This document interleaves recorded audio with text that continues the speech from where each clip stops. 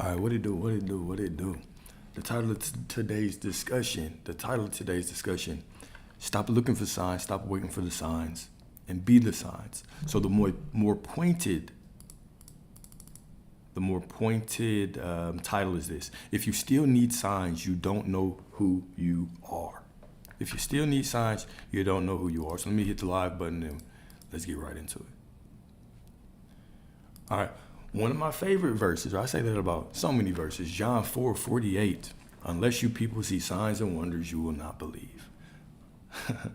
Unless you people see signs and wonders, you will not believe, right? This is where I was for a long time. And this is the place that a lot of y'all are shaking out of, is being in that place where you need to see signs. You need a little confirmation. You need a little hit from the external reality. It has to give you a little hint to satisfy your craving so you know, okay, I'm doing this the right way. The paradigm, right? The paradox about this is that once you begin to be the person who does not need the sign, all of a sudden, everything forms around you, right? It is as if the world is simply waiting for you to give it an order instead of just hopelessly waiting for something to give you some validation, all right? So you keep needing miracles to believe because you don't yet believe you are a miracle. Let's talk about this. We keep asking the sky to crack open and prove to us that God is real. We beg the universe for signs, miracles, and confirmation because we haven't yet remembered who we are. When you have forgotten that you are the miracle, you start searching for magic outside of yourself. You think the mountain has to move for you to have faith, not realizing that your very breath is a testimony of the divine. You've been conditioned to believe in separation, to think the sacred is far away, and that God's favor is earned through desperation. But Jesus didn't say this to shame the people. He said it to wake them up, to remind them that the kingdom is within. We chase wonders because we haven't made peace with the wonder we already are. We are like mirrors covered in dust, waiting for some external light to shine, forgetting that the light has always been burning from the inside out, right? Keep waiting for the mirror to change when the mirror is just you. You don't need the world to bend to prove your worth. You need only to remember the miracle is not the healing, the money, the relationship, or the sign in the sky. You standing in belief, rooted in identity, walking in unseen faith. You are the miracle that heaven has been waiting to reveal, right? We wait on heaven when heaven is waiting for us. We wait on reality to change when reality is waiting for us. You're waiting on everything to bend around you when everything around you is just looking at you and waiting for you to give it a firm command. Like I say, right? You are commanding reality. You are the one who grants orders to the universe. To put that in a different way, you are the one who is granting orders to the divine. Creation is done. Everything is already done. It's already created. You are the one who, with your words, with your embodiment, you command reality to move. You command the universe to move. That's how powerful you are. That's how powerful you are, okay? So the matter is within. Deuteronomy 31:8. Deuteronomy 31:8. The Lord himself goes before you and will be with you. ...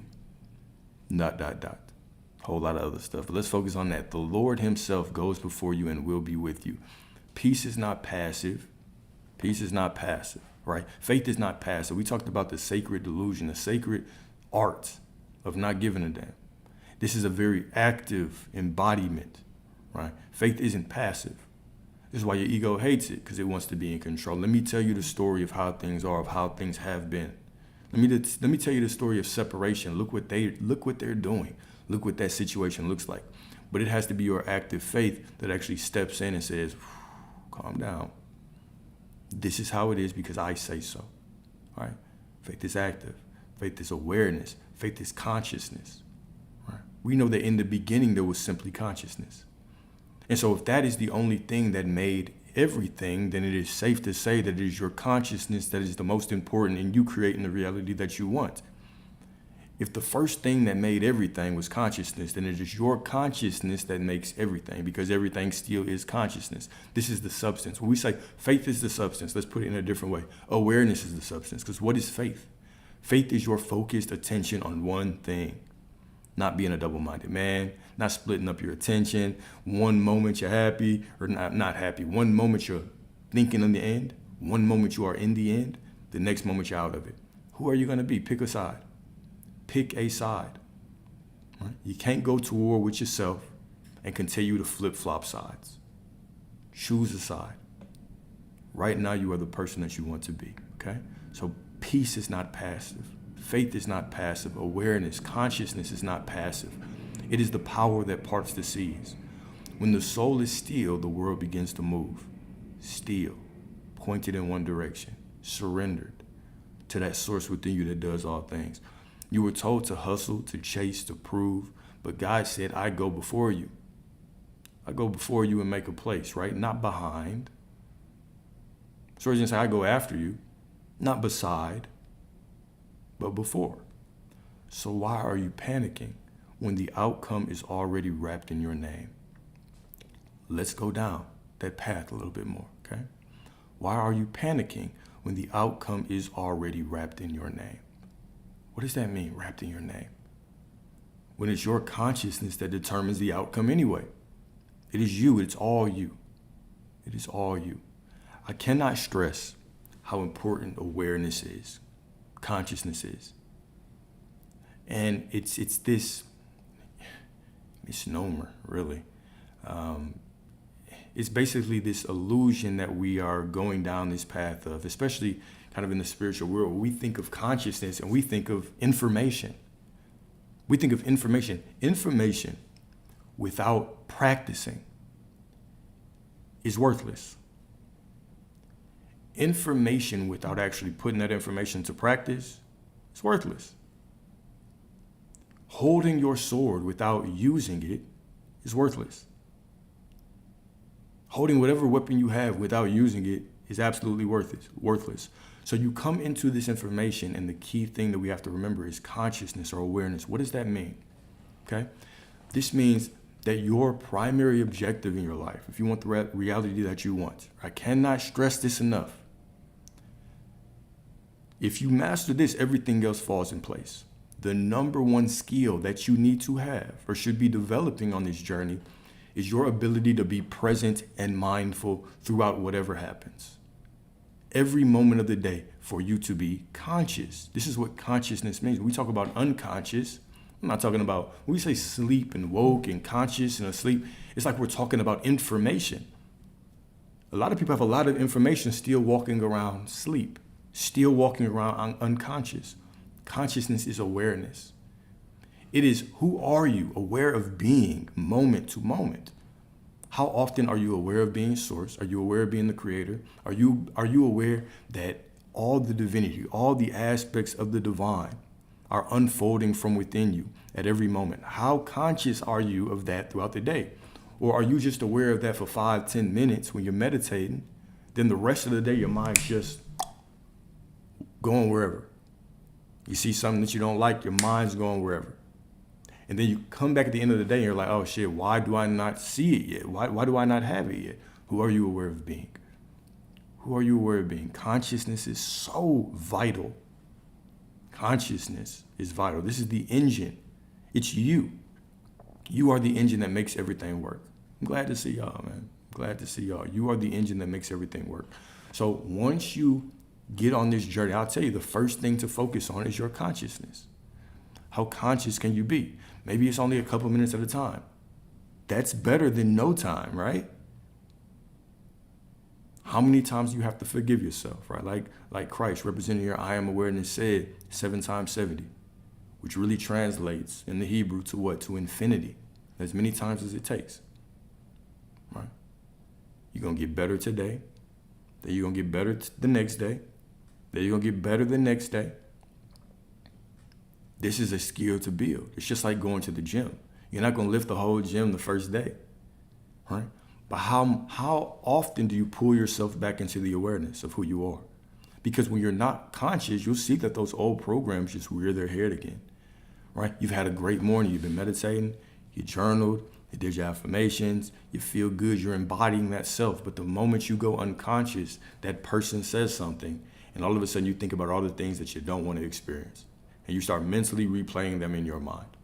All of a sudden you forget who you are because the circumstance looks a certain way because you're not conscious, right? So from a loving perspective, as a brother, from brother to sister, brother to brother, all right? Your consciousness, your awareness, your ability to stay present is important. Or else you're just getting information. You're storing that information. You get a dopamine hit when you hear it or when you implement it for a little bit. And then all of a sudden you go back to sleep for 10, 12 hours in the day. And that's who you're being. Remember, you're always creating. You're always creating, not just when you're meditating, not just when you're affirming, but you are always creating. So who are you conscious of being? Step into that new version of you and be so conscious that you refuse to go back. Embody this version of you until it is you. And know that the moment that you embody it right now, everything is changing. Consciousness, y'all, awareness. It's not just information. It is your state of being. It is your state of being, all right? So, inner stillness is not laziness. Inner stillness is not laziness. It is alignment. And alignment is louder than any scream. It calls forth everything meant for you by simply becoming a clear channel. Still waters don't beg for rain, they reflect heaven. Okay, stillness is also going to be a superpower. Let's talk about stillness for a little bit, right? One thing that has always helped me when a situation feels stressful, seems a certain way, is anchoring in the present moment. Yeah, my mind could wander and I can think about all this shit that might happen tomorrow or next week or next month, or I can anchor myself in the knowing that everything is okay right now. Right now I'm breathing. Right now I can call my family. Right now the sun's out. Right now I'm alive. Right now my body feels okay. Right now I have something to eat. Whatever you have to reach for right now is fine. When's the last time you just sat and admired the beauty of whatever place that you were sitting in, whether it was a coffee shop, whether it was your living room? Sometimes consciousness can be fought, or it can be more difficult to keep up because of the routine that we put ourselves in. The analogy I always give, right, is if you're driving in the car, you drive the same way to work every day, sometimes you might go unconscious. If you're in the same environments all the time, it could be easier to go unconscious then.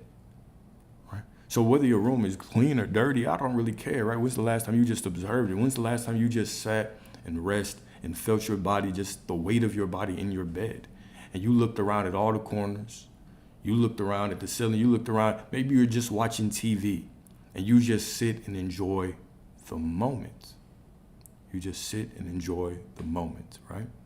And so no, planning does not mean worrying, but also I want you to think about that question, all right? Whenever I'm going to be very careful with that because we have to also understand that it is us that are creating the rules. And when we add complexity to the process, we're making the situation more difficult than it has to be. No, planning is not worrying. What's worrying is if I'm sitting here and I'm constantly just looping over situations that I don't want to experience in my mind, right? Instead of being conscious enough to say that's not going to happen, right? It's like Neo in The Matrix. When the bullets are coming to him at the end and he finally gets conscious, he doesn't fight them. He's not trying to force the negative thoughts away or fight the thoughts, right? He just simply says, no, this is not going to happen. I'm not going to give power to the situation. I don't identify with that. Simply go back to being, remind yourself of who you are, right? So, no, absolutely not. But also understand the purpose of a plan, okay? If you're making a plan, what is the purpose? It's not for perfection, because no plan throughout the history of humanity has ever been perfect. You're making a plan because your plan is just a vehicle for Source's will to flow through. All right? When you make a plan, it's just a vehicle for God's will. It's just you being willing to do something. All right? But as soon as you walk through that plan, you're going to see that it's going to fall apart anyway. So we can't get attached to the plan, but of course you make a plan, right? It would be ridiculous for me to just start a business with no plan. It'd be ridiculous for me to just go start doing a whole bunch of shit with no plan. But I also have to understand the nature of a plan. The nature of a plan is that me, from a human perspective, I can only see what I see. And so I'm not going to get attached to the perfect plan. I got to remind myself what's more important, me hitting the goal or my plan being perfect. Right? I think we can all answer that. It's hitting the goal. So as I work through this plan, I'm going to know for a fact, not an opinion, I know for a fact that it won't be perfect, right? Because certain people are not going to act the way I expect them to act. Some people are going to tell me no. Some people will say yes. There are people that I need to meet in the unfolding of that plan that I'm going to have to help. They're going to have to help me. Right? So it's not that planning is worrying, not at all. But don't get so bogged down in the details of the plan that when one thing goes wrong, or quote unquote wrong, really there's no wrong, but when one thing does not go according, you're able to take a deep breath and say, okay, cool. Situation might not look ideal, but the God within me is perfect, so everything is unfolding perfectly. It always works out for me. This is simply putting me where I need to be. It's all happening for me, right? So that is where I want to go. So planning is absolutely not worrying. Now, let's think about this in a different aspect, okay? Let's say bills are piling up. Bills are piling up, okay?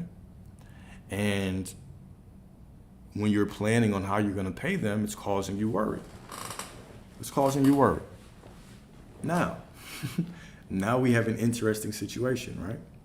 You have to do what you believe is best in that moment while also still knowing who you are and being that person in prosperity, right? So a question that's always shot out is, well, how can I embody prosperity when I don't have money? This is when your imagination is going to come into hand. You do what you have to do in this reality. You follow this script. You are in this script right now, so you just handle it to the best of your abilities while still remembering who you are. Therefore, this is where your imagination is going to play a vital role here.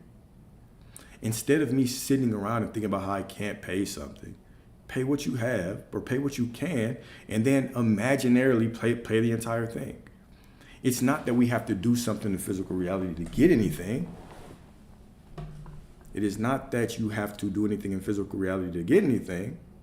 Right? Whatever you give yourself mentally, that is what matters. So constantly go back to your imagination. Create a quick scene to go through. Whenever you start feeling stressed or worried about money, go back to that scene. Go back to that affirmation. Right?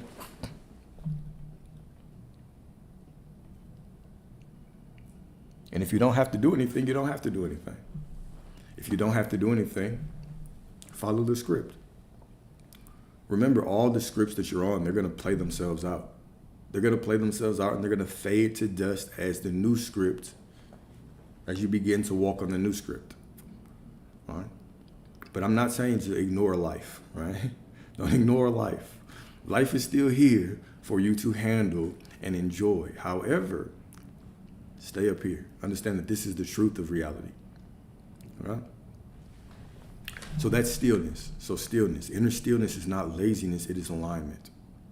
And alignment is louder than any scream. It calls forth everything meant for you by simply becoming a clear channel. Still waters don't beg for rain, they reflect heaven. Absolutely. Right? Even if you don't see clients, what do? You still imagine yourself getting them. You still imagine them rolling in. You still see them rolling in. You still see the money piling up. Right? You don't even have to think of the exact way. Let's say you have multiple businesses. You just see the money flowing in. That's it. You just focus on the money still coming in. All right? Reality is not about what you see. It's about who you are. All right, so next quote. Stop begging the mirror. Life reflects what you are and not what you want. You look into the world like it owes you something. But the world is a mirror and not a vending machine, right? I always talk about this. I talk about that trying to make this transactional, this game transactional. Oh, if I affirm this way, if I visualize this way, then I'll get what I want. How do I respond to this situation? Oh, if I do this in this situation, then I'll get what I want. Just go to the end and stay there. Just go to the end and sit your ass down there and don't move. Go to the end. Mentally, you already have it. Go to the end and stay your ass there. Don't care what the circumstance looks like. Ask yourself when you're responding, would I respond this way if I knew I already had it? if I knew it was all working out perfectly for me, if I knew I had already seen the end of the movie, then what would I do? So this way, even if you quote unquote react negatively, whatever that means, now you remind yourself of the truth. I still have it. Don't make this conditional, right? This is how we think. We're like, oh, if I act like this, if I don't react, or if I do this, then I'll get what I want. Bargaining. Like sources of vending machine, right? And then the situation happens, you're asking yourself, I hope I did it right. You make the rules. You make the rules. Why make this complex? Just go to the end. I already have it. It's unfolding perfectly. If I do not see what I want, it's just the middle. Stop reacting to the middle like it's the end. It's just the middle. You already have it. It's just the middle. If you already had it, you would look back on this middle situation and you'd be like, oh, shit. I didn't really know what was going on then. I just knew it was all going to work out for me somehow, and it did. That's exactly what you would say. Therefore, take that mindset and apply it to whatever you see. I don't care what the situation looks like. The situation might not look ideal, but the God, source, the divine within me is perfect, so the situation must be unfolding perfectly. Take the end mentality, the I have it mentality, and put it in the middle. Put it in the middle. I didn't know how it was going to work out, but it did. I just had faith the whole time.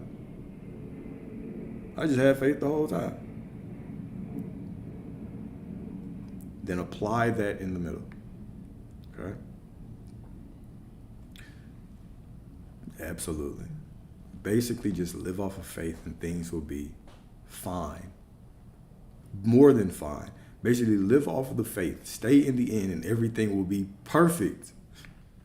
Everything will be perfect. We can break this down in a couple steps. Number one, know what you want. Number two, say you have it.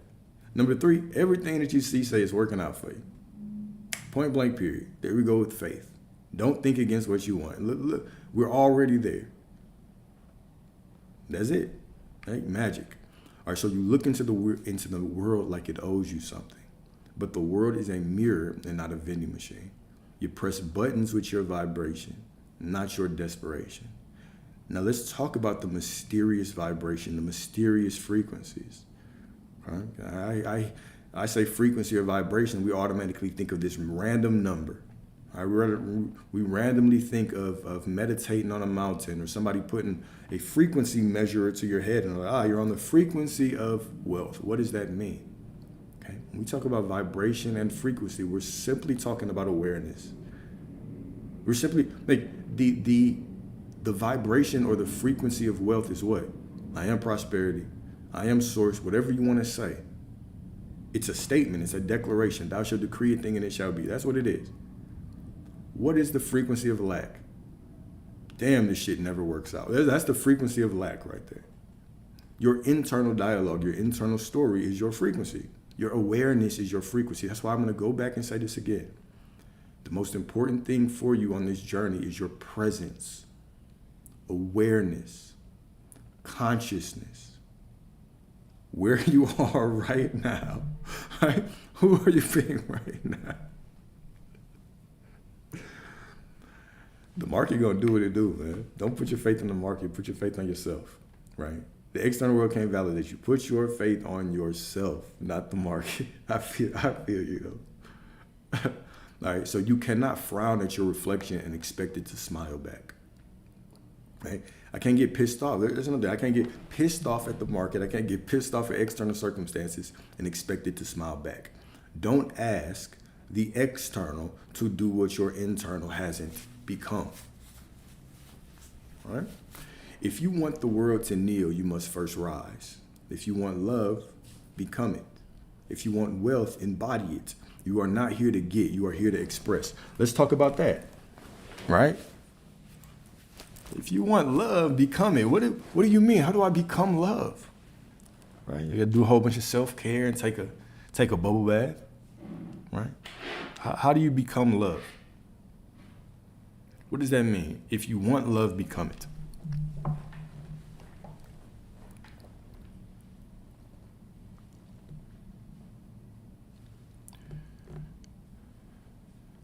We are already love.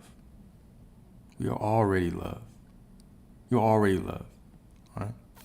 So I would challenge you. I'm going to challenge those perspectives. I'm glad y'all said it. because this kind of adds to the discussion. I'm gonna challenge those perspectives, the perspective of giving it and the perspective of feeling it. If I said that in order for me to embody love, I had to give it, that means that I'm saying that I have to do something in the external world to get something in the external world, right? So that becomes transactional in itself. Now, if I also say I have to feel it, I would challenge anyone to hold a feeling right now. Hold the feeling of love forever. I would challenge you, right? And so when I'm talking about what you're being, your frequency, your vibration, embodying, I'm simply talking about the story that you are telling, who you are defining yourself as no matter what, okay? So when I say no matter what, I am talking about no matter what. I am that I am no matter what. So if I want to embody love, I simply have to know who I am. Who am I? Well, this reality, first of all, is made out of love. All right? I got you. This reality is made out of love. It's made out of consciousness. It's made out of the divine. All right? And we understand that the creator is nothing but love. We call it infinite love, unconditional love. Unconditional love. Do we know what unconditional means? Without condition. Without condition. So when we understand that that same source is within us, okay? But I say in order for me to embody it, I have to do this. I have to give it. Or I have to feel it. We're making it conditional. We're making that unconditional love within us conditional. The nature of unconditional is you can't put conditions on it. It's just I am love. What if I'm not giving it? What if I have no love to give because I am in a dark place? I'm still love. What if I don't feel it because I just got bad news? I just lost someone very close to me. I'm still love. You are love because you are alive. You are love because you are. You exist. It's inherent to you. It's just who you are. You couldn't be anything else. Even if you wanted to not be loved, you couldn't be. The only thing, though, the only thing that can keep you from embodying it is what? It's the story that you tell. It's the story that you tell. If you say that you're not, if you make it conditional, right? Remember, I am love. Okay? That's the affirmation. I am love. Anything that you put after that, if you add a but at the end of that, it's meaningless. It doesn't matter. It does not take from the I am love. You cannot add from it. You cannot take away from it. Let's give another example. This is infinite love within you. It's infinite love. You cannot add or subtract from infinite love. So it doesn't matter if I say I am extremely love, I'm still just as much love as I'll ever be. Doesn't matter if I say I am love, but I'm just not feeling good right now and I just have to, I'm still just as much love as I'll ever be. We have to understand who you are is unconditional. Who you are is unconditional. Who you are is unconditional. You already have them back. You don't have to manifest anything. Just go to the end and stay there. Go to the end and stay there. You don't have to manifest them back. All right. But this is the trap that we get into, is that because we are in a society where so much is predicated on your work, right? You're taught to work from such a young age. Work for your parents' approval. Then they tell you this is how to be when you go into reality. The school tells you, work and we'll give you a sticker. Look at this little good reader. Put a sticker on this little musty kid's forehead. Then the job tells you, you gotta work hard, we'll give you a raise. The church says, you gotta work hard and tithe for us. And then you will reach salvation and, throw a little extra tithe in there for the building, right? For the building fund, right? There's always these conditional stipulations. Then people get into relationships and what do? You just need somebody to complete me. You need validation from somebody else. Then they have kids and they're like, I hope I'm a good parent. It's my whole purpose is to be a good parent. Like, how do you judge that? I hope they think that I'm good, right? All of this is, we make everything conditional. So no wonder we come into this space and it's like, you have to get worthy. You have to be worthy for what you want. And we immediately go to, how do I get the validation? How do I know that?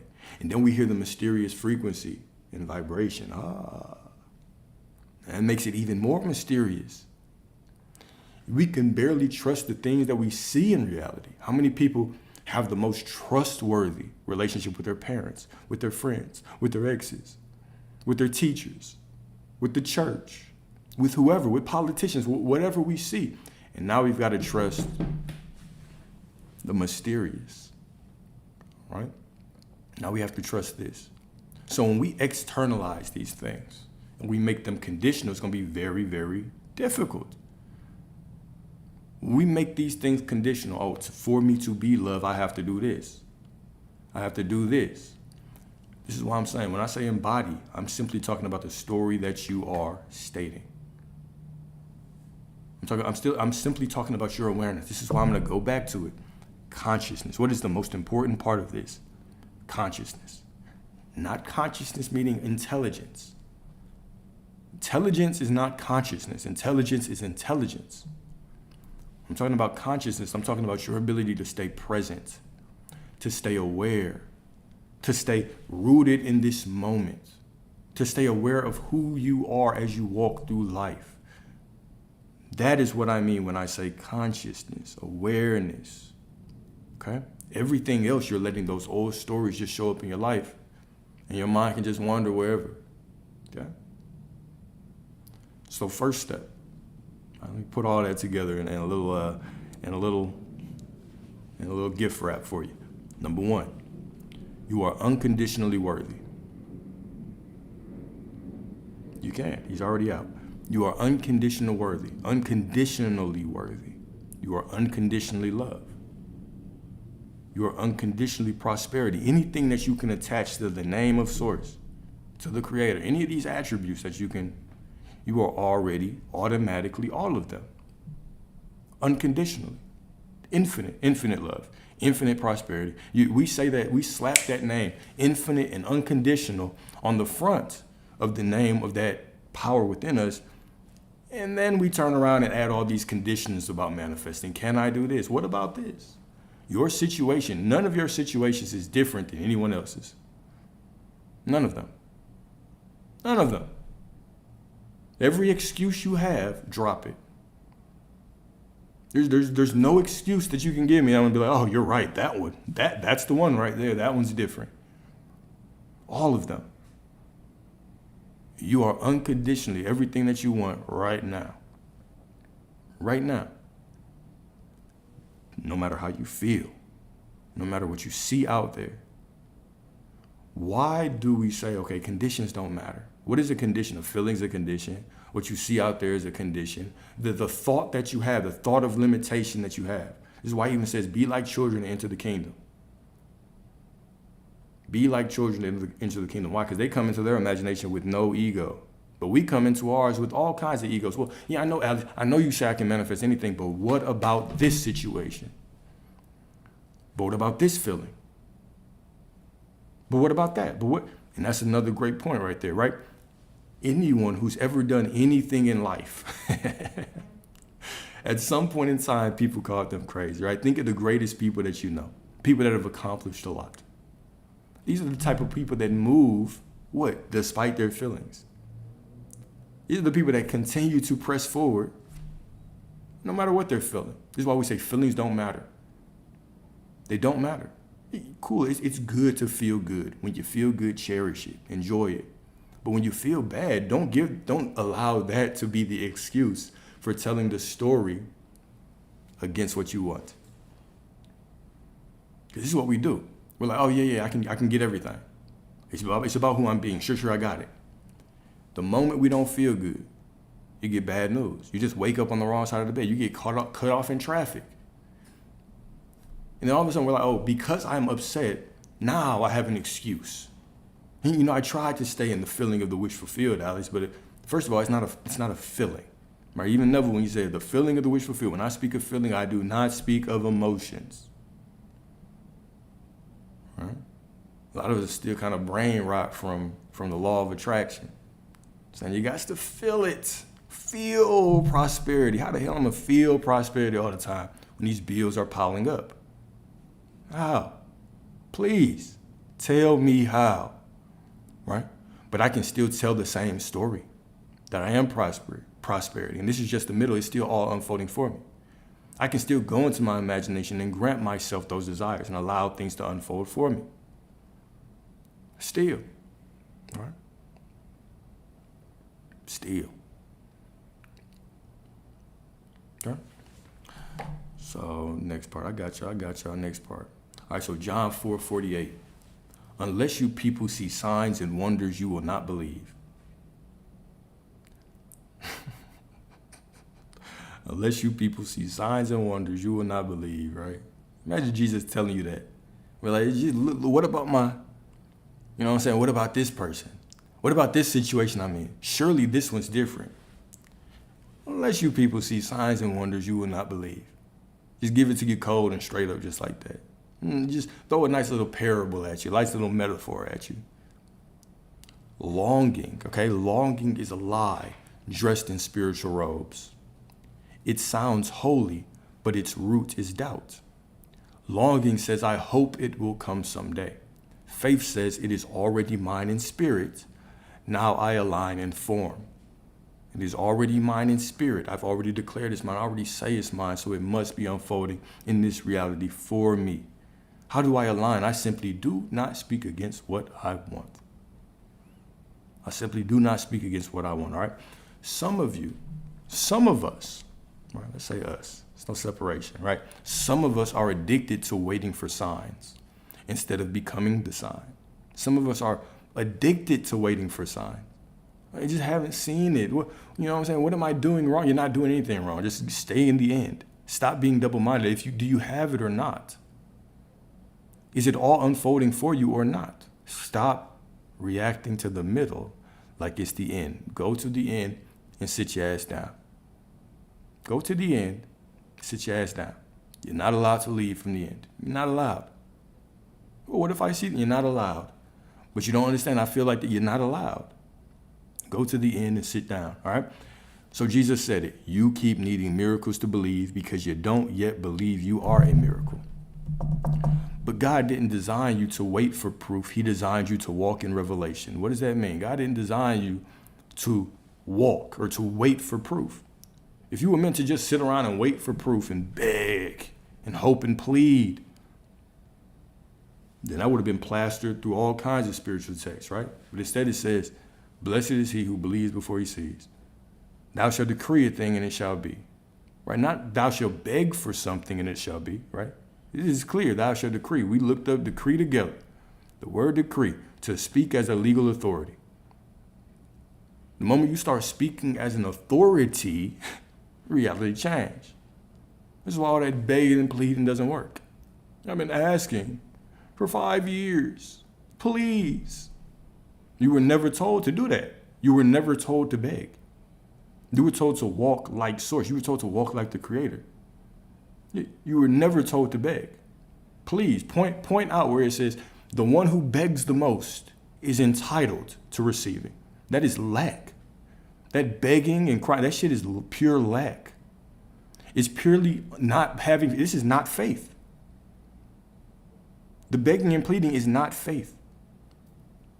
Now, am I saying that you're not going to feel like doing that? Or you're not going to feel pulled to have those moments? No, I'm not saying that.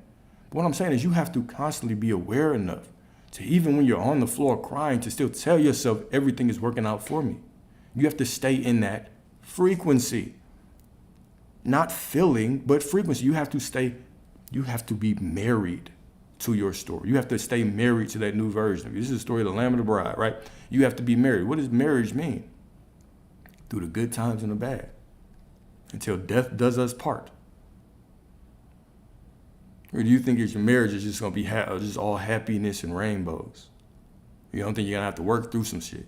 You don't think there's going to be times where the situation just tries you? All right? We want these. We want marriages in reality, right? We come here wanting that person, that specific person, to commit to you, but you can't even commit to yourself. How? How does that work out? You want someone else to commit to you, but you can't commit to yourself. It's incredible. To get what you want, you must be willing to commit to yourself through the ups and the downs, and the good times and the bad times. Happy, sad, good times, bad, whatever the case may be, you have to make the commitment. And guess what? Nobody can do it for you. Nobody can take those vows for you. Nobody can. Nobody can give you a pep talk, slap you on the ass, good job, get out there. But when you are in the field of life, you are going to be by yourself. You understand that? So I'm going to go back to it. This is why consciousness, awareness, presence is so important. And I'm going to say the full thing again. Not consciousness meaning intelligence. Intelligence is not consciousness. Intelligence is just intelligence. It doesn't matter how much information you get. It does not matter how much information you get. If you do not apply it, what's the point? This is why we can make this so simple. Go to the end. Whatever you want, you have it. What if I don't feel like I had? You have it. Stop putting so much emphasis on your feelings. What if you don't have feelings? So, okay, let's be practical here. Let's be practical. We love to be practical. If you don't have $1 billion right now, you're probably not going to walk around feeling like you have $1 billion. But you can still walk and tell the story that you do. You feel me? Just because you don't, just because you see a situation of like, doesn't mean you have to tell a situation, tell the story of being broke. And when we say broke is a mindset, people are like, these bills look real to me. Like, all right, bro. I get it. We want to drag our logical mind into this spiritual world. But it's even when we talked about the story of Job, right? We broke down the story of Job from a very metaphysical perspective, where Job represents a rising in consciousness. It's a story of consciousness.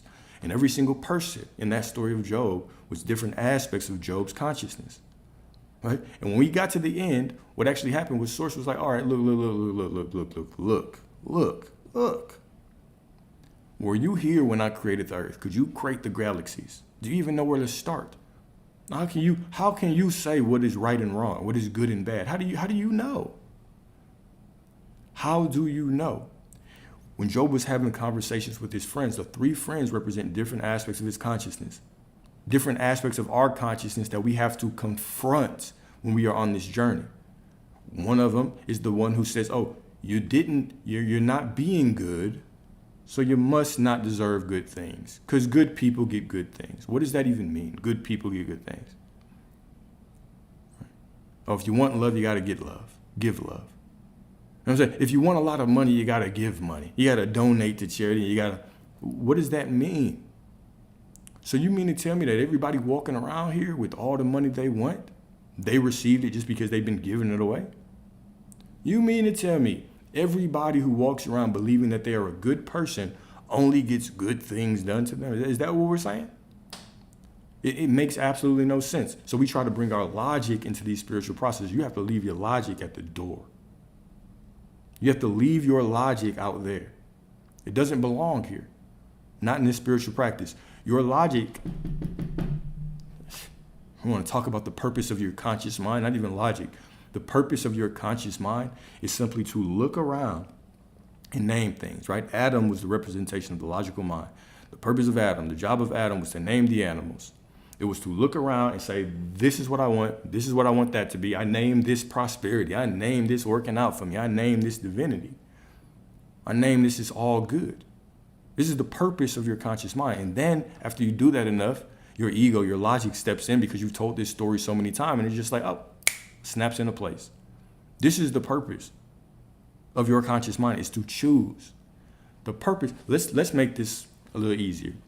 We can think of conscious mind as the vehicle to your free will. We can talk about your feelings. We can talk about how you've reacted in the past, like your vehicle to live the destiny of the past versions of yourself. So if you want to talk about how to live in the prophecy of a shitty life, continue to believe that it is your emotions.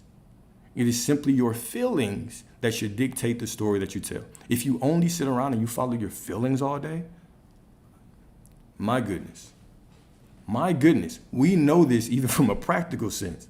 You can't just do what makes you happy. Imagine this. Okay, you get into a relationship with a person that you love, right? And now the only goal that you have is to move based on your feelings. My goodness, would it crash and burn? would it crash and burn? It would. No offense taken. No offense taken at all, right? Right? So the difference is that instead of me, right, walking into a situation and automatically thinking about all the negative shit that goes on, because when people say be realistic, what they're actually saying is think as negatively as you want or as you can. Think of the worst case shit. Just think of the worst case shit. When people say be realistic, that's what they mean. All I'm saying is flip that shit on its head. The things that you want, go to the end and stay there. Let me give a practical example, okay? A practical example is when we think of discipline, right? When we think of discipline, when we say hard work pays off, what is the purpose of hard work over a long period of time? The purpose of hard work over a long period of time is it instills a mindset. If I sit here and I create this business and I work on it for years, eventually I'm gonna get to the point where I believe I deserve this. And I've thought that so much that all of a sudden the prosperity has no choice but to show up, okay? If I continue to exercise, eventually I identify as somebody who works out. I identify as somebody who has a nice body, a nice physique, and then all of that follows. Life follows our mindset. So instead of waiting until we get down the road and see signs that shit is working out, instead create it, right? We've been creating our whole lives. This is why most people's life is a time loop. If you think of most people's life, what does most people's life consist of? They wake up on the same time during the week. They take the same way to work. They eat the same kinds of foods, in the same kind of body, have the same kind of conversations, annoyed by the same type of shit that continues to show up. On Friday, they go to the same types of bars. Saturday, they do the same type of shit. Sunday, they wake up with the same type of hangover. They go to the same type of church. They have the same kind of conversations, and they live the same week over and over again. They're just sprinkling in a vacation, right? So you can basically measure their life on a weekly basis. We know every quarter, every three months, every 4 months maybe, they go on a vacation, maybe 6, right? Most people just live in a time loop. So when we talk about lying to ourselves, right, it's not that you're lying to yourself. First of all, you're always telling a story. Even the notion of lying to ourselves, it doesn't really make sense, because what is the thought? What is a belief about the past or the future? One of the quotes in the Course of Miracles is we've gotten so, I think, I'm gonna paraphrase it. I ain't gonna say the exact thing, 'cause I'm gonna fuck it up. We've gotten so accustomed to thinking of or looking at our memory as something solid that we forget that it is just a skill that is meant to reinforce who we are right now. Meaning, you're not the same person that you were a month ago or a year ago or 2 years or 5 years ago, but you still can draw memories of that past and bring them to the present and reinforce who you are. If you are in a positive attitude, all of a sudden, you think of positive things from your past. If you are in a more negative attitude, all of a sudden you think of all the negative shit from your past, right? This is a common habit with people that are always in bad moods. People that always are pessimistic. They can always reach into the past and bring the same stories to justify who they're being right now. But the truth is, your past, your future, they are just memories. They're just thoughts. Not even memories, they're thoughts. That's all they are. They exist up here. They don't exist anywhere else. You can't grab them. You can't prove to me that was right or wrong. You can't prove to me that shit really happened. Two people can be in the same building. Two completely different realities. You can't prove to me anything. They're just thoughts. Our logical mind was to be like, I can prove it. I have pictures. Or what if that? It did happen. You can't prove it. It just exists in your mind. It's the only place it exists. And you think of situations differently as time passes. You go through a heavy breakup. And you're on the floor. It's the worst thing that ever happened to you. God, why are you doing this? I can't make it out of this. And then you meet somebody later on, and you look at them and you say, man, thank God that I went through that last situation, because now I'm with you. But what changed? The entire situation changed because your ass changed. It is your perspective. You do not see reality as it is. You see reality as you are. The way that we view reality, the story that we tell about reality, the story that we tell about ourselves, that becomes our life. That becomes our life. One person, two people, right? If I had a twin brother, the story that I always tell, if I had a twin brother, we live in the same place. We go to the same places. We both wake up and decide to go out For his whole life, he's believed women ain't shit. These women, but I cannot keep a woman. I don't know what's wrong with them. They're all crazy, and I believe these women can't get enough of me. We're gonna go out and have two completely different experiences. We're gonna go to the same place, spend the same money, we can wear the same clothes, the same outfit, and be in two completely different realities. Why? Because it is about your story. So even when we say things like, lie or be delusional, even that is, we say it because those are words that we can relate to, right? And this is a very important topic, so I'm glad you asked this question, right? We say that because those are words that we can relate to. But the truth is that we're always telling stories. We're always assuming things about ourselves. You walk into a room, you're already assuming how people are going to respond to you. You have a conversation with somebody, you already know who to expect positivity from and who you're like, oh, I'm not going to tell them this because they're going to hate. You're people that decide they want to make content, they step in this game with all kinds of assumptions. Oh, I just don't know if I'm gonna be good at this or how people are gonna respond. You already have assumptions. You're always telling assumptions. Life is consciousness. Consciousness is just made of a bunch of assumptions that you have of you. There's just a bunch of assumptions. So why not make those assumptions match how you want your life, right? So that's the primary message. Okay. Hopefully that helped. All right, so Neville Goddard, okay, assume the feeling of the wish fulfilled. Good old Neville. Right. Your identity is the seed. Your world is the harvest. You don't grow fruit by begging the tree. You become the kind of ground that the tree chooses to root in. I'll say that one more time. I like this. Your identity is the seed. Your world is the harvest. You don't grow fruit by begging the tree. You become the kind of ground that the tree chooses to root in. Think of linear time, of reality, as whenever you declare who you are, right? Your self-concept, your expectations of the world, you plant that seed into the soil of who you are. And so that that seed begins to sprout, right? Just like any seed. If you think of a seed in physical reality, that seed is going to take a while. It's going to implant itself. It's going to root into who you are, right? Or root into the soil, and then it's going to start to sprout. It's going to reach out. It's going to reach out of the soil, and it's going to begin to sprout. This is how your reality grows, right? You plant that seed within the soil of your being, and it begins to sprout, and you experience this. We see this as linear time. Linear time is simply the experience of the unfolding of your expectations. Now, the question is always, what are you planting in the soul of your being, right? What are you planting? Are you planting the shit that you don't want? Or are you planting the things that you want? Are you planting the beauty, or are you planting the hideous, right? You can plant, you can sit here and be like, oh yeah, I've been planting, for these 30 minutes that I was meditating, I was planting nothing but good seeds. And the entire day you go out and you complain about everything. You judge everything is not working out for you. You're like, oh, why isn't this working? At the end of the day, you come back and you're like, oh, I guess it wasn't that bad. And then you try to get back into that state. Who are you constantly being? So I'm going to go back to this one more time. Awareness, consciousness. Awareness, consciousness. This is the most important. Who are you aware or conscious of being all day? Who are you conscious or aware of being all day, all right? So embodiment is your magnet. When you assume the state, you do not hope you inhabit, right? So how to manifest? Go to the end and stay there. What do you want? Say that you have it. Do not tell another story against it. I don't care what your feelings say. I don't care what the circumstance says. You are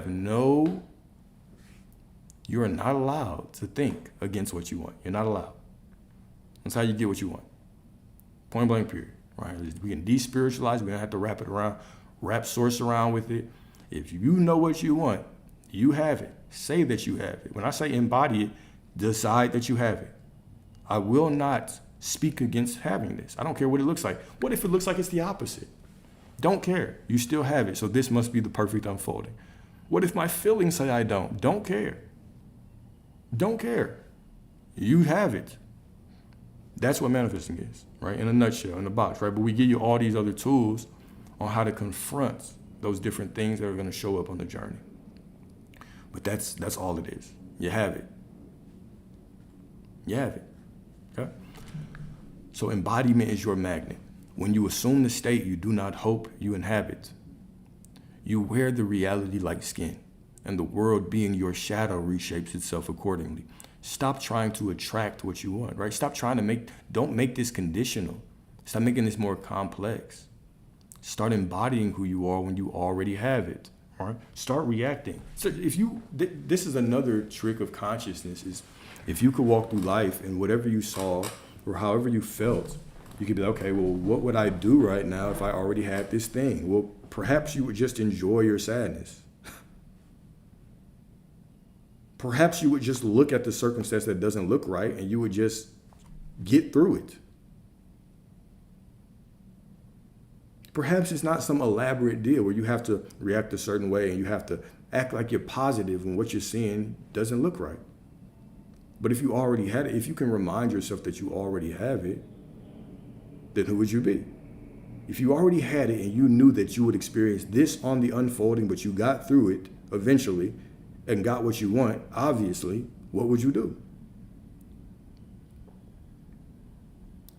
Now, let's go deeper, because I asked that question because that question should make you think. It should be like, but as you said, it was unconditional. What do you mean if I had it, what would I do? That's the point. Would it matter what you did? Does it matter what you do if you have it and you know that this is just a step on the journey of receiving it? The problem isn't how you react. The problem is that you allow that thing to push you out of your awareness. All right? You allow that thing to push you. Ask away, ask away. If I don't like it, I'll just ignore it. But go ahead, ask away. All right, so Psalm 46:10, be still and know that I am God. It's one of the most powerful things that you can do. Be still and know that I am God. However you want to take it, be still and know that I am God. Be still and know that you are God, or be still and know that the source, the God within you, is unfolding from within you. All right? Now, rest is not weakness. Okay, rest like it's already done. I like this one. I like this one. Okay, rest is not weakness. It is royalty. And yes, I absolutely believe in synchronicities. Right. However, you are the synchronicity. Right. I am the synchronicity. What we see as a synchronicity is just us in the awareness of receiving a synchronicity. If I'm not in the awareness of receiving it, everything just looks like bullshit. But when I'm in the awareness that everything is meaningful, every number turns into synchronicity. Every conversation turns into a synchronicity. Every feeling, good or bad, turns into a synchronicity pointing me towards where I need to go. Right? It's all for me. Okay, and then so I'm having that. Oh shit. Let me put the whole thing up so I can see these. You trying to have a deep, conversation with someone who doesn't believe none of this? Meet people where they are. Meet people where they are. I would tell you this, right? You're here for a reason. So is it manipulation if you take control of the convo so it's beneficial to what I think it is for both? Yes, that is manipulation. You know that. Nobody can pull another person to enlightenment, right? Nobody can save anybody, right? You can plant the seed by speaking with love about what you believe, but the moment that I believe that, and I can bring somebody, that's the same way that, let's say we're having these discussions and somebody pops up on this live in the comment section. They're like, this is bullshit. Go back to church or confess, or who are they stopping? Like, where does the desire to do that come from? Does it truly come from a genuine place? We might think that, but on a deeper level, where does it come from? It's pure ego. It's me believing that my truth is better than yours. It's me believing that I'm better than you. Right? That spiritual ego can be dangerous in all aspects. We see it all the time, right? No matter what people believe in, they will. And I'm guilty of it all the time. I caught myself earlier. I was gonna make a story post, and I was like, shit, you know what? I'm tripping. All right, Alex, you don't have to do that, right? So we're all guilty of it. But it is beneficial to catch ourselves. Even scripture will tell us straight up, like, do not judge by appearance, judge righteously. Now, from a worldly perspective, we can look at this in a certain way and be like, oh, thou shalt not judge, it's a sin. But from another perspective, right, everybody is on their own journey. And there are things that you know right now that nobody could have pushed you to that. You had to awake by yourself. You had to go down the rabbit hole and learn what you know. There are probably even certain things that you might have heard 5-10 years ago that if somebody told you, even though you believe it right now, you know what I'm saying, you would have probably told them, boy, get your ass out of my face. What the hell are you talking about? Right?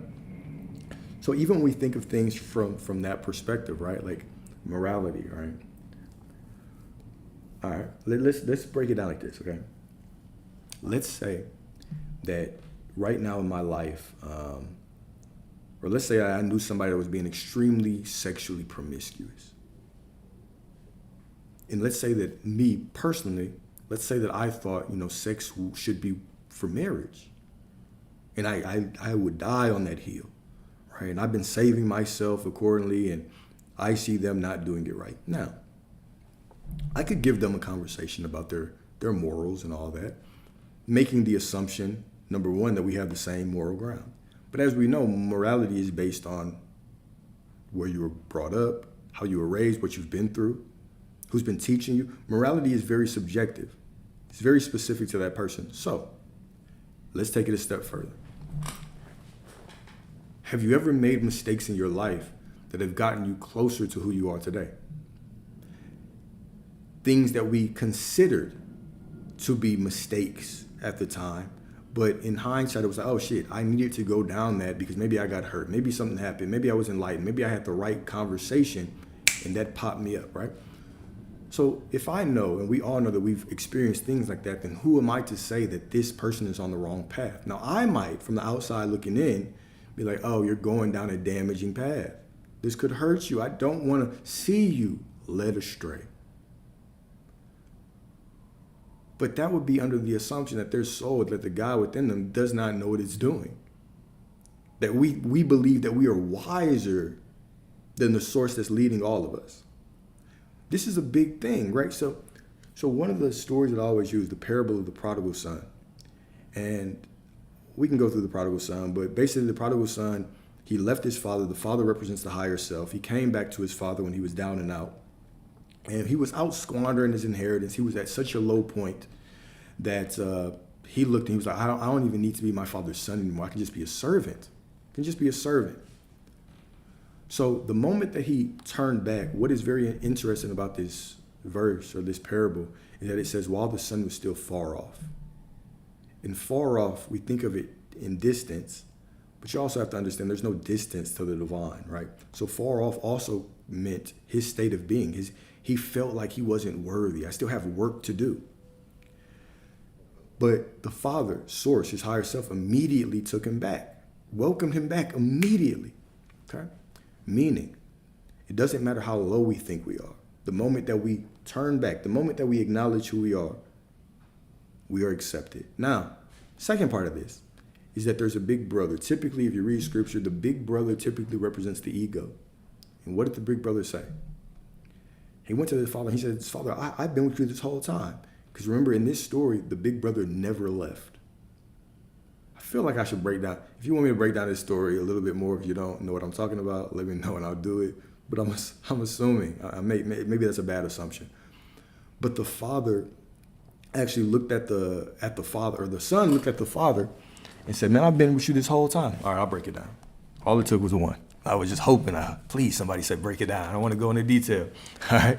So, so the metaphor of the prodigal son, right? What the prodigal son is about, it's a parable that Jesus spoke. And Jesus speaks in metaphors and parables. He was always speaking about, metaphysical things. So what this story is that there were two sons. They had a father. Remember, when we talk about scripture from a metaphysical perspective, remember every single person or every single aspect in scripture is a different version of you. So this son, let's say the younger son, it was the younger brother, decided to go off. He told his father, give me everything that's owed to me, and I'm going to go down my own path. Cool. Father representing your higher self, your I am awareness, the God within you. So he goes down his path, and he goes out into this world. He begins to throw away his wealth, basically, quote unquote, squander it, spend it frivolously. Then when he got to a low point, as most of us do when it comes to a lack of prosperity or a lack of love, whatever illusion we are perceiving in our reality, he started trying to do work to change the external circumstances without the knowledge that he was the creator. Right? So he's out here working hard, trying to change things, and he keeps digging a bigger and bigger hole. It gets so low that he is actually working at a farm, right? Or not a farm, but I say a farm. He's actually working for someone. His job is to feed pigs. If you know anything about spirituality, right? Pigs are seen as like unclean animals through a lot of different faiths and perspectives, okay? They're known to house like the souls of dead people that have done wrong, all right? So he is so low that he's feeding the pigs. This is symbolism. All these stories are symbolic. So he's feeding the pigs. He gets so low, he gets even lower. He is envious of the pig's food. Now, if you know of pigs eat anything. You put a human body in front of them, they will eat it. All right? So now he's at this very low point. He says, man, I need to go back to my father. Even my father's servants have bread to eat and enough to spare. Of course, we got to break it down. What does bread mean in scripture? It represents sustenance, money, like the substance of things, bread, right? Talk about bread, overflow. So he decides to go back because he's at such a low point. He's like, man, look, I don't even have to be my father's son anymore. I will be willing to be his servant because even they have enough. So he's at this low point consciously. And when he's at this low point, he decides to turn around and start moving forward. He decides to turn back, face God, and go back to his father. While he was still far off, the father comes out and meets him. Still being far off is representative of what? Still feeling low, still feeling out, feeling unworthy. We come into this space and we're like, oh, I have to be worthy to get what I want. But you're already worthy. All right? So as soon as he's in this knowing, the father comes back and throws him a feast. He gives him 3 specific things. Number 1, he gives him a ring. What does the ring represent? It represents his identity. All right? So the ring represents, you have an identity of the son of the father now. No matter what you did, the moment you come back, you have your identity back. Number 2, he gives him a robe. Right? The robe represents, the ring represents his identity or authority. All right? The ring represents authority. You have the authority of the Father. You can speak as someone that is a son of the Most High. He gives him a robe, which represents his identity. You are a son of the Most High. And number 3, he gives him shoes, which represents this path is made straight again. Now you can walk the path. Now that you are in the end, knowing that you have come back to your Father, you are who you say you are, right? You are in the end. Your path is made straight. Doesn't matter what path you take. So he throws him this feast. Now the older brother, representing the spiritual ego, says what? Father, I've been with you this whole time, and you've never done this for me. Never done all this for me. And so the father says, of course, you've been with me this whole time. You are my son, and everything that I have is yours as well. Meaning, you have a right to it, but what kept you away was your ego. This is the same way that we think, right? We think because somebody's praying more, they know more scripture, they meditate more, they do all these things. Surely they must be able to get the life that they want better than I do, or better than I can. So this is what this is saying. It doesn't matter what you do. You simply have to turn your awareness back to that source within you and know who you are. And once you know who you are, everything aligns, right? Doesn't matter how long you've been doing it. This is not a game of time. The only thing that matters is right now. This is the story of the prodigal son. It really breaks down kind of spiritual ego. Then it talks about we are the ones who create the illusion of unworthiness. Who say, I'm still far away. Maybe I'm not worthy yet. You know what I'm saying? Maybe I still have work to do. Maybe I still need to do some self-love practices. Maybe I have to take a couple more bubble baths or go on another vacation to be enough love to get what I want. When that's not the case. You simply are because you say you are. You simply are because you are inherently worthy. You're inherently loved. All right? I thought it was a beautiful story. All right? So I don't even remember the point I was trying to make.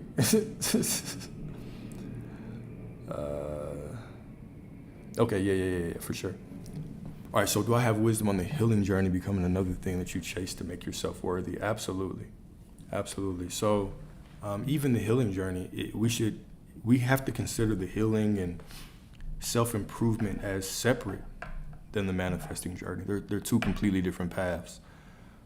There's an issue when people confuse them. So we talked about this in a discussion a couple of days ago, where we talked about the 5 levels of reality creation, right? And number 3 was the quote-unquote healer, right? So level 1 was the user, right? I use to have. So this is the person with the consciousness to use others to get what they want. We typically call them narcissists or sociopaths, whatever the case may be. Then step 2 or level 2 is what? It is I am. I do to be. I do to be. So this is basically people who identify with what they want, what I do, how the world sees me. That is who I am. I heavily identify on my social status, my job. I am this. I am that. I'm a mother. I'm a father, right? Heavily identifying by what the world sees. Then there's number 3, the healer, right? I heal to be worthy would be their affirmation, right?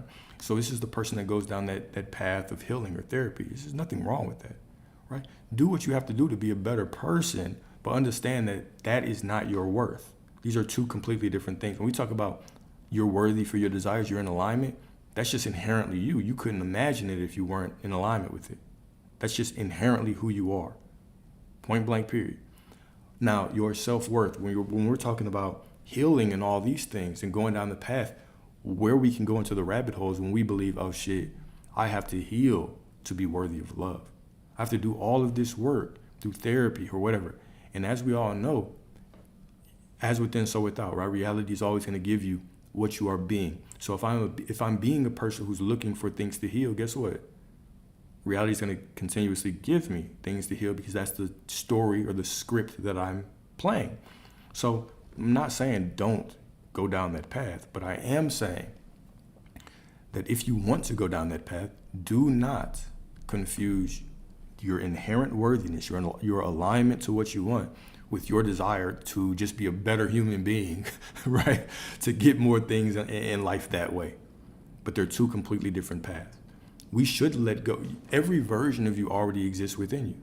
Every perspective, every identity, every reality that you could ever imagine is already tethered to a different version of you within yourself. All of these different perspectives of you make up the wholeness of who you are. You can never be anything less than whole. You can never be anything less than absolutely worthy, absolute love, because you are an infinite being. Do you understand what an infinite being is? Like, we say that, but I still think we throw out things and we don't really think about it. If you're an infinite being, every single version of you exists within you.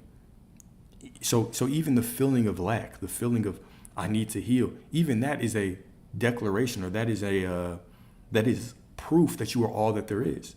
Because you can only see reality 0.001% at a time, or one perspective at a time, however you want to think about it, metaphysically or just, logically.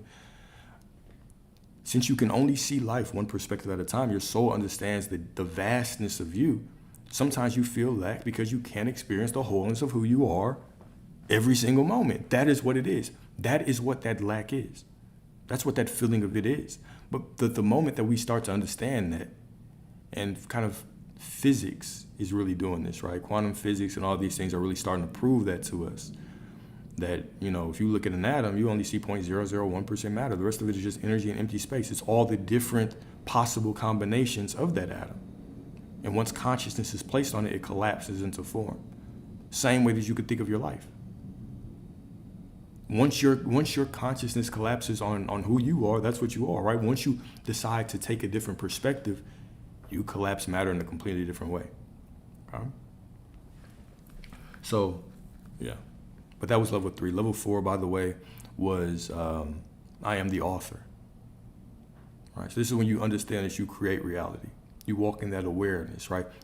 If I change, that changes. As within, so without. But there's still separation there, but you are creating your life. And then number 5 is I am. I am that I am. There's no separation between me and reality. I am reality. Therefore, there's nothing to strive for. There's nothing to work for.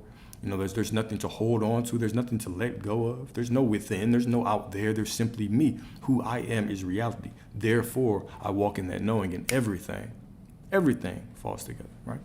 And absolutely, all the notes are always on YouTube. So right after we end the streams, because I stream everywhere, right? I stream YouTube, Instagram, TikTok. And then once it's over, I upload the document to YouTube, and you can always have it. But I share it on YouTube as we're actually walking through it. And yeah. I listen to Abraham Hicks. I used to listen to Abraham Hicks a lot, right? And gave me a lot more clarity on the emotional guidance system. Right? But I don't, of course, interesting thing about a lot of the spiritual teachers is that you go down the path and they help you for the place that you're in, right? Some people do, they listen to Abraham Hicks, and Abraham Hicks changes their life. For me, I needed a little bit more, right? The emotional guidance system, it was cool understanding what my emotions are telling me, but I needed a little bit more. So I love the work of Abraham Hicks, though. The 5 levels, what are they called? Like each individual level? Or what is the discussion called? The individual levels are, number 1 is the user, right? I used to have. Number 2 is, I strive to be, basically the hustler, the worker. Number 3 would be the healer, right? I heal to be worthy. Number 4 would be kind of the author, the conscious creator. I am the author. And then number 5 is just I am. I am that I am. All right? So I am source. I am all that there is. So I would break it down like that for those 5 levels. Okay. So, of this one, that's a great question. That's $1 million question. No idea. I think it's if you still need signs, you don't know who you are, or it's you're waiting for signs when you're the sign, something like that. It's the last one. But the one with the 5 levels, that one's specifically called 5 levels of reality creation. 5 levels of reality creation. All right, so I got like 17%. So we're gonna get through this. We're gonna get through this lecture and hopefully have time for some more questions. All right. So rest is not weakness, it is royalty. A king doesn't prove his power with panic. He simply speaks. Matter of fact, let's go to the more relevant part. All right, so the mirror will bow. Neville Goddard dared to live as though the wish were already fulfilled. You don't beg the mirror, you become what you want to see, and then the mirror bows. Then the mirror bows. Reality responds. Stop waiting for the world to give you permission to be who God already said you are. Let your stillness preach louder than your striving ever could. You are not the echo. You are the word made flesh. There is so much power in your ability to just calm down. Your ability to be in such a calm state of mind. That's why meditation is so powerful and it's helpful for your awareness, your consciousness, is that when you are calm and you are slow to react, slow to anger. I wonder what that means, right? When you are slow to anger and you are calm and cool and collected, you can take your time and see things the way that you want to see them. You're not initially just reacting off of anything. You're just being. You're just being. And whatever you see, you understand that you are the one who creates the story about it. Okay? And the best meditation, whatever one feels right to you, right? I would like Dr. Joe Dispenza's guided meditations. I liked them for a while. These days, I don't use guided meditations at all. I literally just close my eyes and look at the dark behind my eyes and calm down. That's about it. So I would challenge you, like, experiment with different ones, because all these meditations have different purposes, right? You can do some that are focused on actually manifesting, right? Getting your visualization. One of the meditations I used to recommend was one by this YouTube creator, Elmer Locker, I believe. Elmer something, or E, I believe it's an initial, and then Locker, L-O-C-K-E-R. And it was good for imagination and visualization, and then mental focus, awareness. The thing is, like, it's to sit down and it's to create this imaginal scene. So you can sit down and you calm down, focus on your breathing, and then start to build out this scene. Yeah, he's cold. So when you build out this scene, first, like, imagine yourself sitting on a park bench. And imagine the grass, the green grass. Imagine a tree, wherever you want to think. Imagine, it could be water or ocean in the distance, whatever. Feel the sun hitting you. And then imagine one leaf falls from the tree. It's blowing in the wind. It's falling from the tree and it hits the ground. That's one. Now, once it hits the ground, imagine another one hitting the ground. That's two. And do this until you can get to 100 without losing your focus. It might take you a year. It might take you a couple years. But if you do this, what this will help you do is master your concentration. You master your concentration. And like we say, concentration, your awareness, being able to stay focused on something, it's a superpower. Imagine if your mind was in a position, was so powerful that you did not defer or, detract from what you were thinking about. You could hold your attention on one thing until it met. Do you understand how fast you would get the things that you wanted? So it's definitely a superpower. But him, Dr. Joe Dispenza's meditations, one of Neville Goddard's meditations to also help focus was before you go to sleep to think of your day backwards. I think he says this in the power of awareness, is that the moment that you get into bed, now play your entire day in reverse. So if you just climbed into bed, now imagine yourself in reverse climbing out. And then what were you doing right before that? And then see if you can go through the whole day like that. What this does is it strengthens your remembrance, but it also unconsciously makes you a lot more focused during the day. All right. So there's lots of different meditations for different purposes, basically.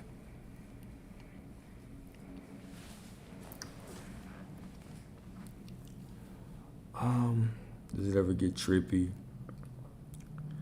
I don't think you ever get used to things just showing up in these divine ways, right? And I do think that it's never gotten to a point. So it is at a point where this is who I am, and I live my life based on the law. But, keyword buts, big buts, all right? You still, have those feelings of doubt sometimes, right? Not thoughts of doubt, but still sometimes you're like, oh shit, what about, is this gonna happen for real? And then you have to kind of block that out. So it's not that, I've become some robot. I'm sure there are certain people that have reached that level, but not your boy, still striving, right? Still improving.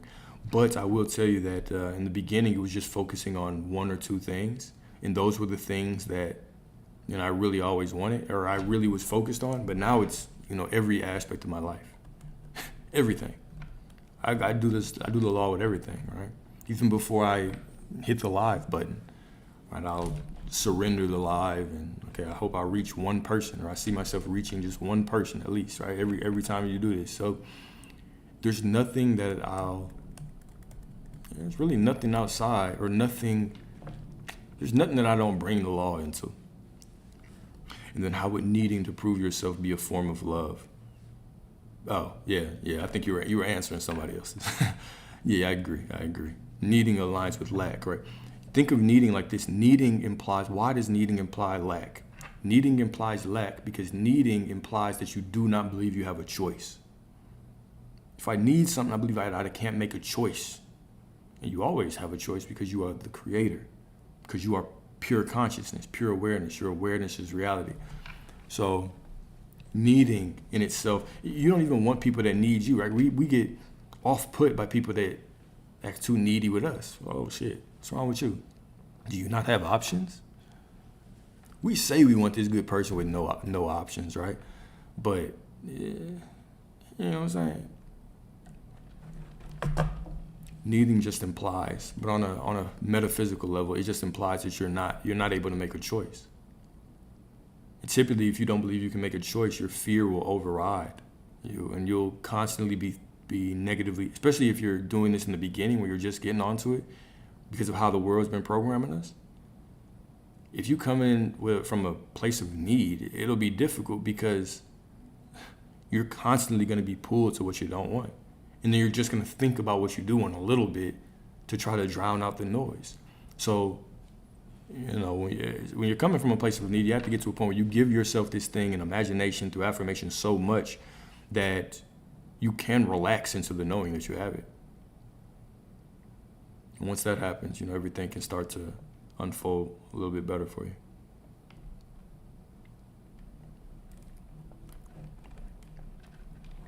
How to manifest. Let's answer all of these in one big bundle. How to manifest. You don't have to manifest anything. Simply, matter of fact, let's answer that to even get to this. So many of us struggle thinking that we deserve something, okay? Because you've been programmed to think that deserving something is some kind of feeling. You've also been programmed to think that people that work hard and people that receive success deserve it. This is even why in Scripture Jesus says, who is worthy of anything? From a human perspective, who is worthy of anything? If we only receive what we all thought we were worthy from, for only few people would do it. You deserve everything by right of consciousness. Your consciousness is what brings things to you. Worthiness is some illusion, right? It's like a fleeting feeling of worthiness. So when we start making things conditional, it's always going to be difficult. If I believe worthiness is a feeling, how could I stay worthy all the time? Your confidence is going to be shaken sometime. So I'll lean into that to get to the point of how do you actually manifest what you want? Well, the simple process is understand that it is your thoughts and expectations that create reality. So if I know that, I simply have to say, okay, what do I want? Now, what is one statement that would imply that you had that thing? Go to the end. Give it to yourself. What is the end? What is one statement that implies you have it? I am this. I am that. I have this. I have that. Whatever you want to say, don't care. Okay? Now, what is a 3-second scene in your mind, imagination, that implies you have it? Maybe it's a car, it's opening the door, getting in the car, whatever the case may be, okay? Does the technique matter? No. Does it matter if you do an affirmation or not? No. But why I say that is because I want you to have weapons for yourself. So now, if I want something, if I want to manifest something, if I know what I want, the only thing that I have to say right now is I have to say that I have it. Thou shalt decree a thing and it shall be. So if I want a car, I have this. I am the person who has that, whatever it may be.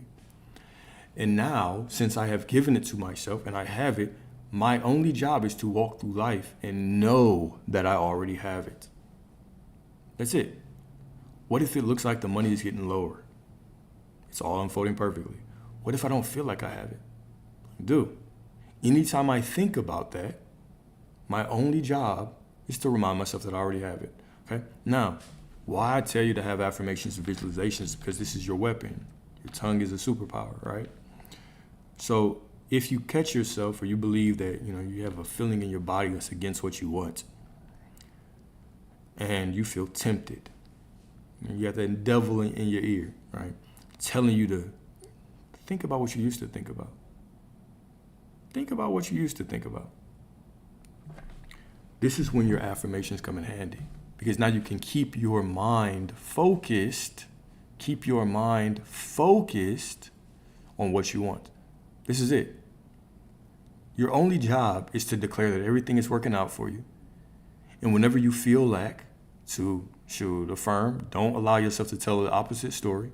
And then if you really feel lack and you need to go to your imagination to see yourself having it, then you do that until you feel better. But you do not do the affirmations or the visualizations trying to get something. Why not? Isn't that the purpose of them? No. If you sit in your visualization trying to get something, then what you are really doing is you're just visualizing yourself trying to get something. And so you're just creating more of a reality where you're trying to get some shit. Instead, your affirmations and your visualizations, remember, they're just reminding you that you have these things now. That's all. They're declarations that I already have it. And if I already have it in the spirit, that means it's all unfolding from within me right now in this reality.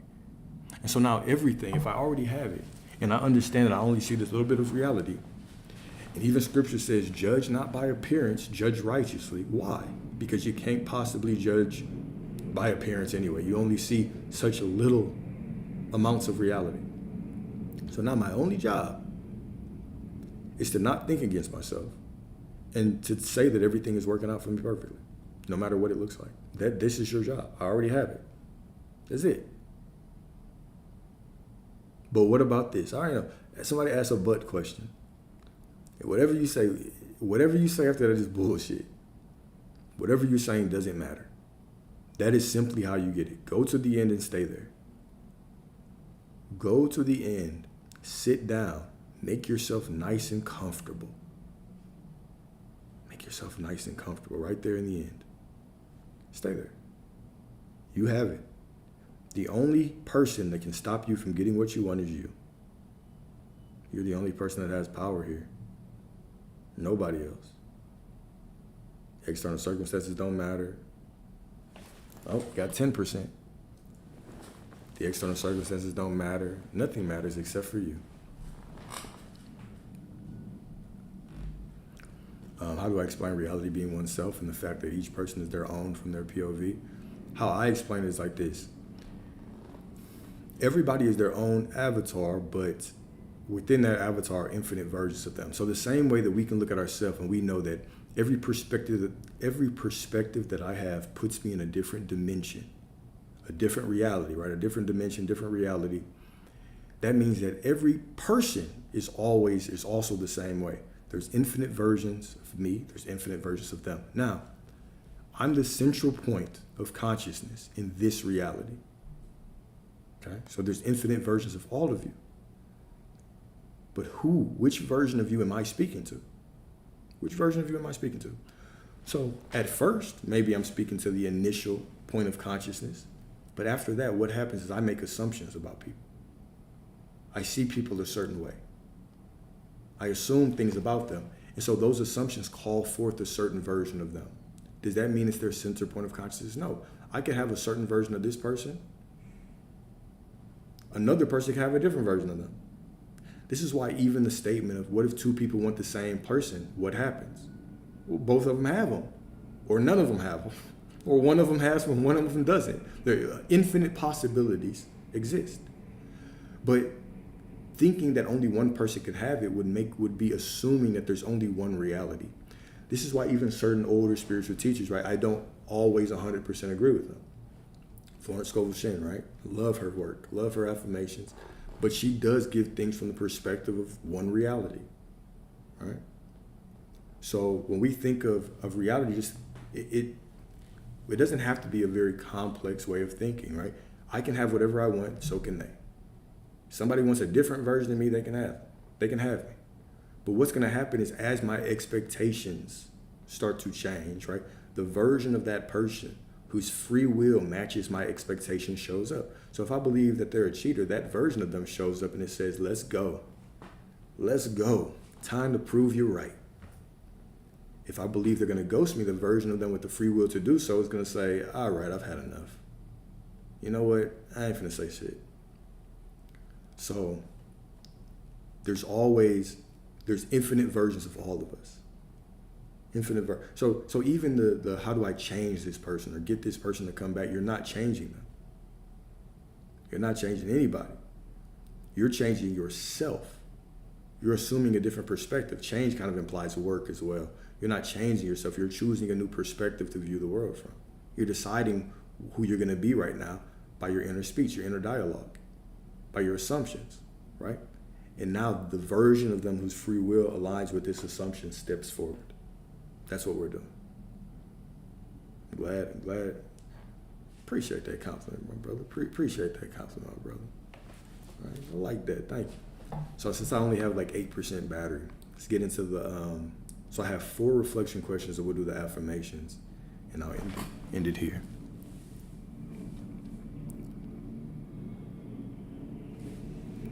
We talked about that before, didn't we? The college situation. Well, let's get into it. If I have time, let's get into it. All right. So we got 4 reflection questions. Okay. What's up? Number one, what part of me still doubts that I am the living evidence of divine intelligence? What part of me still doubts that I am the living evidence of divine intelligence? Where does that doubt come from? In the past, maybe situations that you were in, where because of how the situation went, you made an assumption about things. Maybe conditioning, maybe what somebody told you, parents, teachers. It's fear, right? What part of me still doubts that I'm living evidence of divine intelligence? Maybe my life doesn't look like it.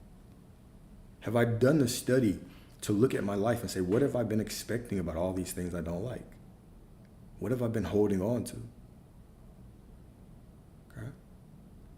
Number two, appreciate you. In what moments do I seek external validation instead of anchoring into the truth that lives within me? Oh, right. Remember, reality is waiting for you. You are your answered prayer. You are the prayer you've been waiting for. You are the person you've been looking for, right? You think you're looking for this person. You've been looking for the version of yourself. Okay? Then it's just the middle. If you have a great assumption and belief about somebody, but they're still an asshole, you're still in the middle. You're still in the unfolding. Right? Even that is a story, right? Remember, anything after the but is bullshit, right? So even that's a story. That's like me saying, what if I've been affirming, but nothing's changed? I'm saying that nothing's changed, so reality says yes.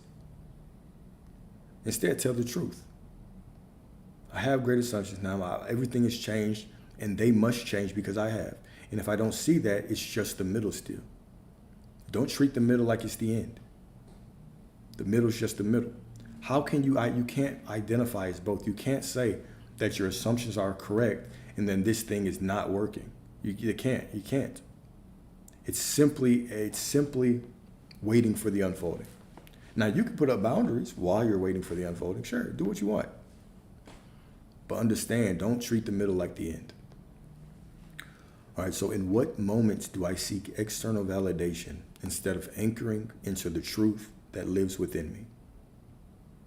What am I really asking for when I ask for a sign? Am I looking for compensation for my faith? Compensation, please make up for my lack of discipline. I'm not able to tell this story. Please let something outside of me give me a little bit more motivation. Are you a motivation fiend? Motivation junkie? You need that dopamine fix, right? In the moments that you seek external validation, instead of anchoring into the truth that lives within you, why? Why? And when do I do that? All right. Number 3, what would change in my life if I fully embodied the knowing that I am the miracle I've been waiting for? Cold. How would I walk, speak, or decide differently? If you knew you were the miracle, which you are, if you knew you were your answered prayer, if you knew that all the prayers you've been praying, you've been waiting for yourself, what would change? How would you walk, speak, or decide differently? If you walk through life just pure consciousness, always conscious, I am the divine. Everything is unfolding for within me. If I don't see what I want, it's the middle. Everything is working out for me. Don't care what it looks like, it's working for me. Don't care how I feel, it's working for me. How would you feel? It's a beautiful name. Beautiful name. Okay? How would you walk, speak, or decide differently? I said feel, but notice how I didn't put feel in there. Feel was kind of a slip of the tongue. That's why I kind of pulled it back. How would I walk, speak, or decide differently? Okay? And then number 4 is my desire for a sign rooted in faith or fear. Trick question. It's a trick question. Is my desire for a sign rooted in faith or fear? Trick question. Am I looking for confirmation or avoiding the responsibility of already being chosen? It's another trick question. What are you doing waiting for a sign? Aren't you? You are the sign. It can be both. It can definitely be both. But what is a double-minded man? Unstable. And what is faith anyway? What is faith? Is faith a feeling? Is faith a feeling? No. I can be faithful and be like, no, everything's working out. Everything's working out. I trust. And my heart is beating out of my chest. I can feel my heart in my throat. It can still, that's faith still. What is the lack of faith? When I drop my consciousness and I collapse and I begin to tell the wrong story. Man, this shit is always happening. Why the fuck is this happening? How come it never works out? That's lack of faith. So it's not a feeling. It's not a feeling. What is a belief? A persisted in thought. That's it. That is it. Right? So, now, let's get into these affirmations. Let me see how quickly I can go through these. Okay, I got 6%. We good. I got 6%. We cool. All right. And these ones are a little bit quicker. So also remember, man, I'm going to give this, before I do these affirmations, I'm always going to say this, okay? You want your affirmations you want to go and feel them. Why not? The same way that when you were younger, back in the day, you used to catch yourself cussing yourself out and just being mean. And then we come into these affirmations that we just soft-spoken. If you have to shout to feel the conviction, then do that. It's okay to get fired up when you're talking to yourself about the good things. You get fired up with the bad things. Why not get fired up with the good things? Be kind to yourself. Get fired up for yourself the same way that you were beating yourself down. Make up for that. Make up for that. Feel it in your cells when you are speaking to yourself. Say it in a way that allows you to feel it through your body, through your core. Uh-huh. And then also, I am doing a workshop, so a manifestation workshop this Saturday and next Saturday, okay? If you are a TikTok subscriber, like the paying subscriber, you can join that for free. Just send me a DM. I add you to the list. There's also like a subscriber group chat that I'll send it to, okay? So you can choose whatever week you want. For anyone else, it's simply just a $25 cost, right?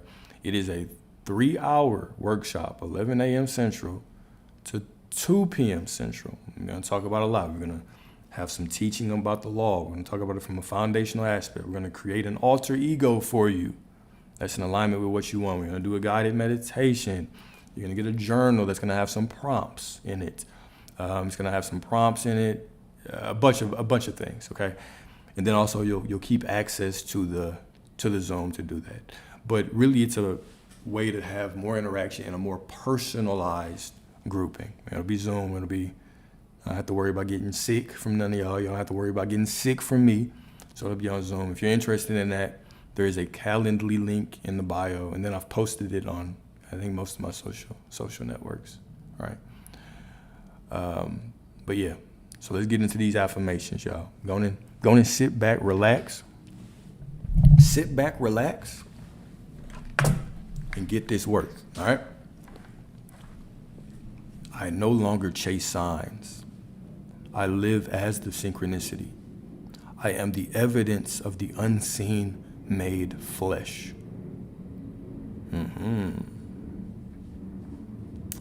I do not wait for permission from the stars. I am made of them. Remix that. I do not wait for permission, for validation from external circumstances. I am that I am. I am external circumstances. I am the divine. I am infinite consciousness. I am all that there is. I am the sign. I do not wait for signs. I am the sign, okay? The proof I've been praying for is the breath I am already breathing. That is profound. Let that be a reminder. The proof I am waiting for, the proof I've been praying for is the breath I'm already breathing. I am the miracle. I am the synchronicity. The moment that I remember who I am, I'm the one I've been praying for. I am not lost. I am being revealed to myself layer by holy layer. peeling back all the limitations, right? When you go through this journey, remember, this manifestation process is a process of self-remembrance, peeling back all those false narratives, all those limiting beliefs. So what if this happens? Well, how do I have to do this? How do I have to handle this? Am I visualizing right? Limiting beliefs. You're peeling them all back. Anything that makes the assumption that you are not already the person that has it, anything that adds a but at the end is a limiting belief waiting for you to confront it. Next one. Every step I take is prophecy in motion because I walk as the fulfillment of divine intent. I am fulfillment. I am fulfillment. I have it right now. I go in my imagination. I grant it to myself. That is the fulfillment. It's done. I have it. I am the fulfillment. The external reality is it's just responding to me. The miracle is not coming. It is here. It is me, awake and walking in remembrance. As I walk, as you walk, as we walk in remembrance of who we are, we become the miracle. The miracle is not coming. It is here. It is me, awake and walking in remembrance. No, I was going to say number 9, but I don't know if it's number 9, all right? I no longer need signs to believe.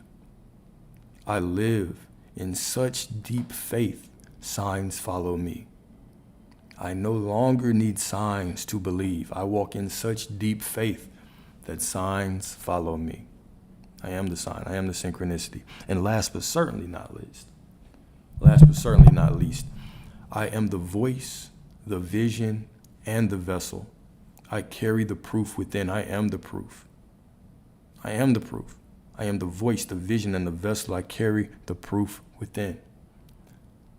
You ever think about that? That you just walking around hauling source within you, hauling infinite intelligence with you. Everywhere that you go, you just walk into the room and boop, voila, source is here.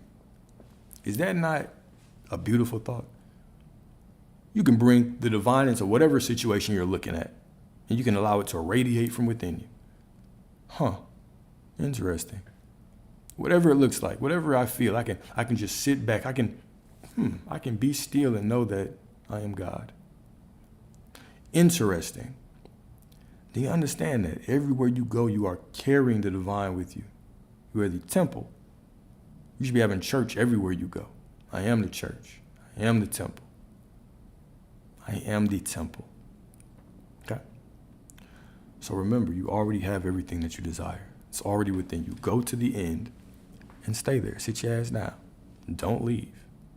Go to the end and stay there. All right?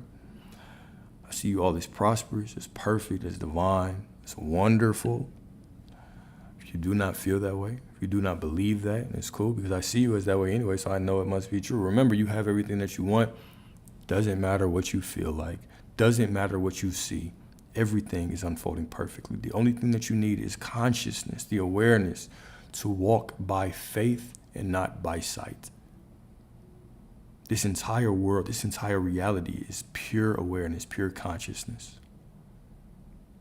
Allow your consciousness to repaint the world however you see fit. However you see fit. Okay? Appreciate you, brother. Appreciate you, brother. All right, y'all have a beautiful, beautiful I'll probably jump on later on. I'm finna go look at the market for a couple hours, see if I can catch some. But probably later on, probably like 7, 8 Central, something like that. You know what I'm saying? We'll see. But yeah, appreciate y'all. If y'all have any questions about the workshop, hit me up. If not, talk to y'all next time, man. I appreciate all of y'all. Thank you.